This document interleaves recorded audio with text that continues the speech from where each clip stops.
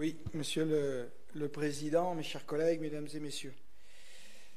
Alors que la mobilité n'apparaissait pas dans les 5 chantiers prioritaires que vous nous avez présentés lors de la session précédente, nous nous réjouissons de voir repris ce thème dont nous avions fait une priorité. En effet, lorsque le prix des carburants dépasse les 1,70 € le litre, lorsque les déréglementations climatiques se font de plus en plus jour, il suffit de voir les conclusions de la COP 26, eh bien la mobilité est un sujet central. Alors l'élaboration de ce schéma à l'échelle du département sera bien sûr soutenue par notre groupe et nous souhaitons accompagner les travaux. Alors nous avions regretté que l'ensemble des membres de la commission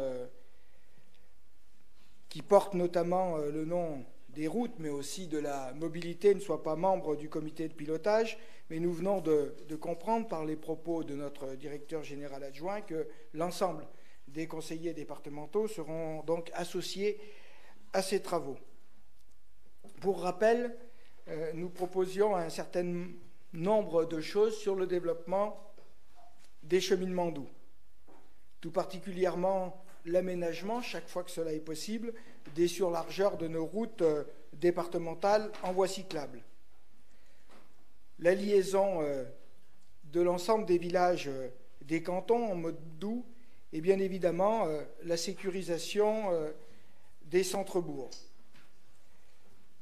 Fort du premier réseau routier national, les départements, au sens large, sont des acteurs incontournables pour réinventer nos modes de déplacement, réduire notre empreinte carbone et faire de la route un espace mieux partagé entre les usagers.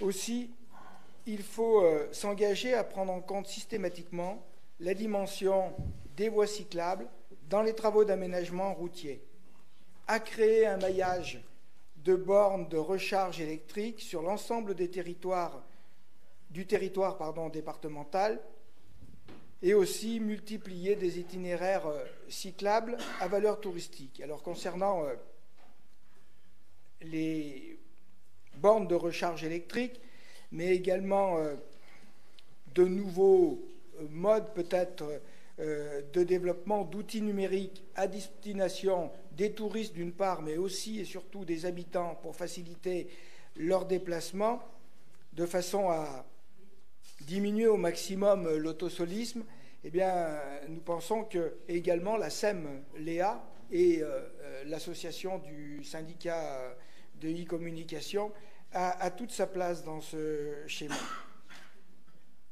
Le département peut aussi aider à des études sur des projets de pistes cyclables et il peut également donner aux collectivités le foncier dont il est propriétaire lorsque le projet de piste passe sur son emprise foncière. Ce fut le cas pour la voie verte entre Ambérieu et Ambronay, mais également sur certains tronçons de Bourg-Jaillat. Globalement, il est nécessaire de s'engager plus fortement auprès des collectivités pour les aider à réaliser des projets.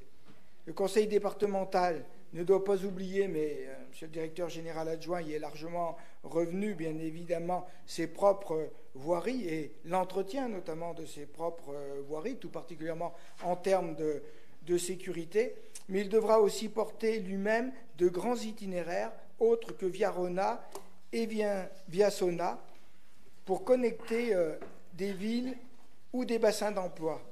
L'objectif est de créer un premier réseau d'itinéraires structurant pour que les intercommunalités et les communes puissent venir s'y connecter.